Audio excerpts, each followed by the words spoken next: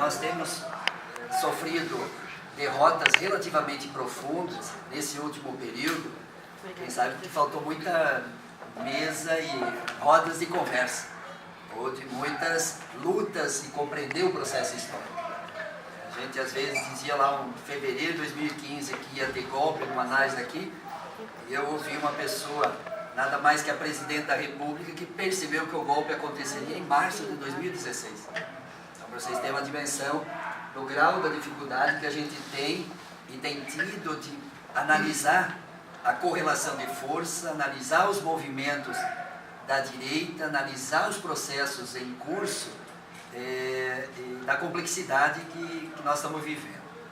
Em segundo lugar, eu queria bem, como é pouquinho tempo, eu só quero fazer frases de efeito aqui, mais da conjuntura, e depois fazer uma pequena reflexão sobre o fazer-se das classes sociais e das lutas e a minha percepção, os desafios que estão colocados nesse momento, que eu acho que essa é, quem sabe, a minha contribuição aqui.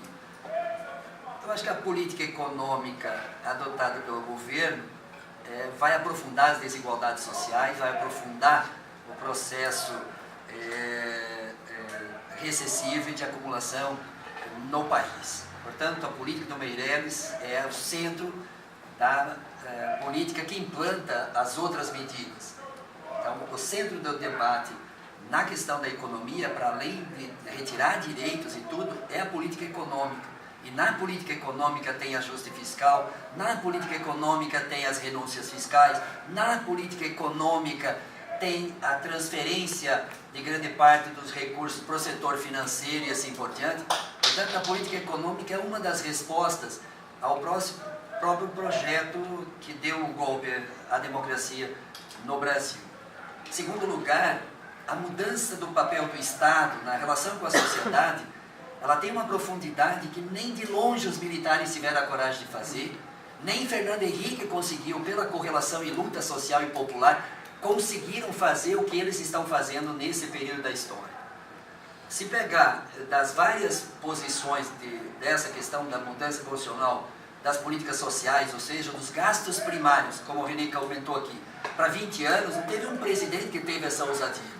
Não teve precedente na história da ousadia de colocar uma nova perspectiva histórica onde tu congela, tu limita os gastos a partir da Constituição nos gastos primários e discricionários e libera os gastos financeiros na mesma emenda constitucional. Essa é a segunda, portanto, define imediatamente a questão de tempo a reforma da Previdência, porque não tem como, não fecha a conta. Porque como está tendo aumento vegetativo da Previdência, ou tu corta milhões de aposentados, ou joga milhões para se aposentar depois, ou milhões se aposentar mal, ou vai tirar da saúde e da educação dos programas sociais. Se tu monta a estratégia do gasto primário ser o máximo a inflação. Então, portanto, e o que eles colocam com a ousadia só pode alterar, teoricamente, em 2026. A revisão e por iniciativa exclusiva do presidente eleito em 2026. Nós estamos tentando fazer uma interpretação lato sensu, que é revogar a emenda constitucional 95. Então, primeira discussão política. Mas tem uma interpretação estrito sensu, mais restrita, que só pode revisar por iniciativa do presidente em 2026. Então, para vocês terem a dimensão da grandeza das transformações que vão ocorrer. Eu acho que da questão trabalhista, e a reforma trabalhista, ela é muito mais profunda do que retirar direito da classe trabalhadora. Isso é muito pouco. Isso é muito pouco. Isso as leis iam fazendo de um jeito ou de outro. É a mudança radical da relação capital e trabalho. Na área pública e privada. Na área pública e privada. Na medida que, a partir do liberalismo em crise na década de 20, lá do século passado, todo o papel do Estado e a regulação do Estado a partir da relação capital e trabalho, definindo quem ia ganhar e quem ia perder, ou quanto o capital ia ganhar, quanto o trabalhador ia ganhar, muda radicalmente. Porque eles tiram da relação capital e trabalho a presença do Estado. Através da Justiça do Trabalho, através da CLT e através do instrumento sindical que faz a mediação dessa relação. Portanto, essa é a profunda mudança no mundo do trabalho, na luta de classes, e na nova relação do Estado com a sociedade na área pública.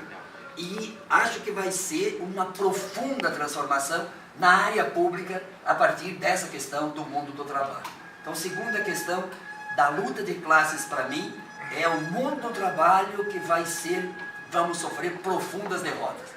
E quando eu fazia a reflexão do Fordismo e Taylorismo, passando por um processo de toyotismo, Kanban, qualidade total, uma das grandes barreiras era o próprio Estado, e uma das grandes barreiras era a CLT, e uma das grandes barreiras era o sindicato. Eles conseguiram acabar com os três numa única porrada. E, portanto, nós não temos a dimensão ainda e o significado dessas profundas transformações estruturais. Nós estamos falando de análise de conjuntura. O que está acontecendo vai ser a mudança estrutural do jeito capitalista de se fazer no Brasil. Portanto, se nós não compreender isso, a gente não vai compreender os trabalhadores. E a gente vai querer procurar classe operária ainda. Nós vamos querer procurar classe operária industrial ainda no Brasil. É uma fantasia já no debate da luta de classe. Terceiro ponto é na área da cultura e dos valores.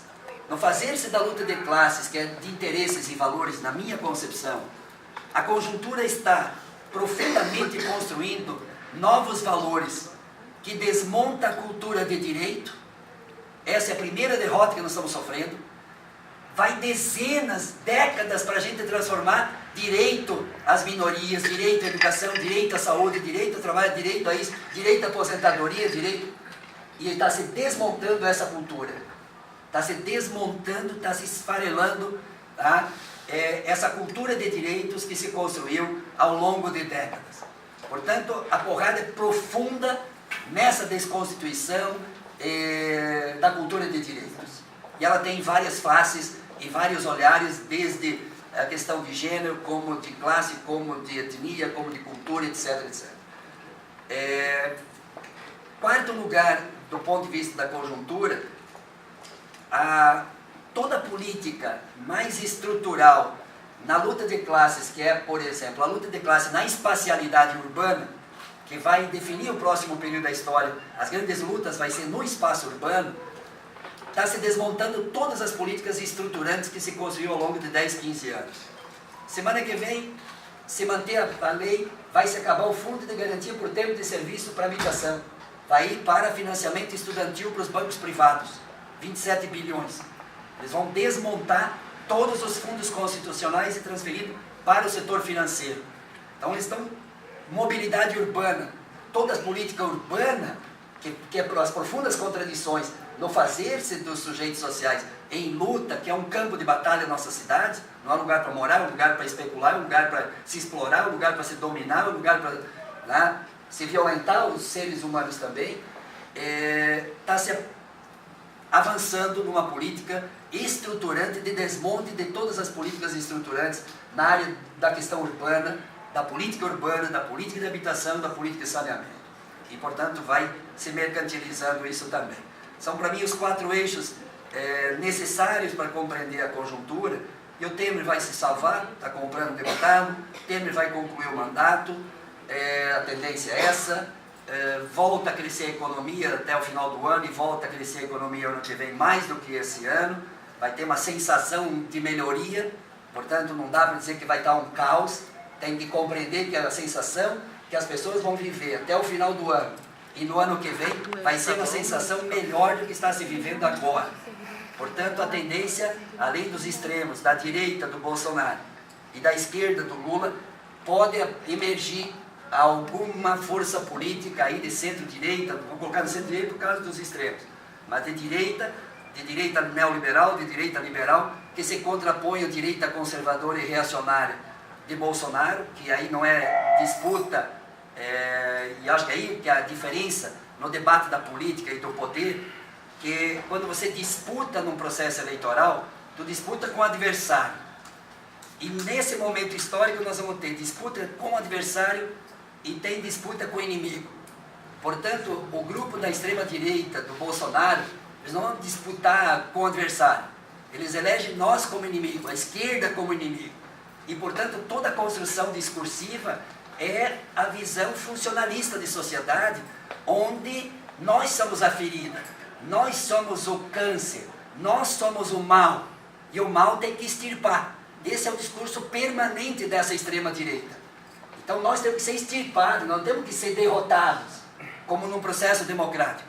Nós temos que ser extirpados.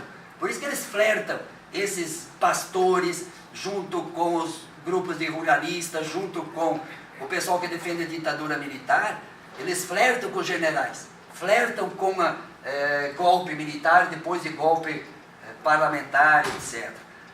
Eu acho que essa é uma preocupação que nós temos, que é na luta de classes, todo o debate de valores, todo o debate de enfrentamento que está se desmontando, se destruindo, e pega aí o pessoal da cultura, que aparentemente não é da resistência, vocês começam a ver que a luta de classe se faz, e a minha visão marxista é interesses econômicos e valores. Não é uma coisa ou outra, é junto, e por isso tem que desmontar as diferentes formas de resistência que faz as mulheres ficarem em pé, que faz as pessoas serem livres. Por isso a nudez revolta tanto a extrema-direita. Eles têm que enclausurar o corpo humano para controlá-lo, para fisgá-lo ou matá-lo. Acho que essas experiências da cultura hoje dão uma demonstração do quantas lutas nós temos que travar para esse próximo período. E tenho 2 minutos aí? Tenho. E acho que, por outro lado, contraditoriamente, emerge a esquerda com mais força de quando nós éramos governo. A emergência dos valores, a emergência de um pensamento de esquerda, a emergência de forças que se mobilizam e se movimentam, ela tem um potencial maior do que quando nós estávamos numa relação de governo. A presença de vocês aqui, vocês podem, acho que o Cadu pode dizer, em quantos eventos tu vai numa semana coletivamente? Estou me dividindo em uma agora. Está se dividindo em uma. Vou ter que sair daqui. Nós estamos quase tudo maluco de tantos eventos, de tantas ações, de tantas mobilizações que nós estamos fazendo.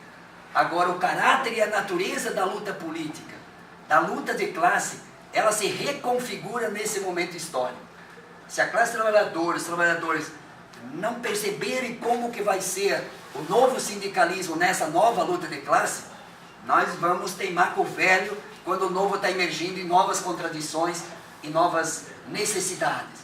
Segundo, na luta política, os partidos e a esquerda, e eu que participo do Partido dos Trabalhadores, nós temos muito além de ganhar as eleições em 2018, construir um novo processo, que eu pego aí de Gramsci, um novo bloco histórico, uma nova hegemonia, porque a direita está, e essa extrema direita, mas a direita liberal, a direita neoliberal, está vencendo no Brasil.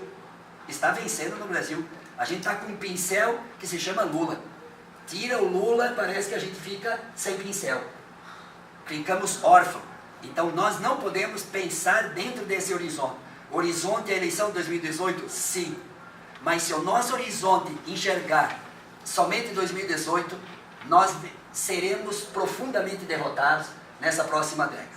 Profundamente derrotados. Porque nós podemos eleger o Lula numa correlação de força totalmente desigual, e na desigualdade, ou ganha no voto, mas não ganha na hegemonia, nos valores, num projeto de sociedade, nós teremos muita dificuldade de, no outro dia, continuar governando esse país. Portanto, vai muito além de só defender o presidente Lula, e nós temos plano A, B e C ao Lula, e tem que ser mesmo. Ele hoje simboliza o enfrentamento mais à esquerda, porque estamos fazendo autocrítica também.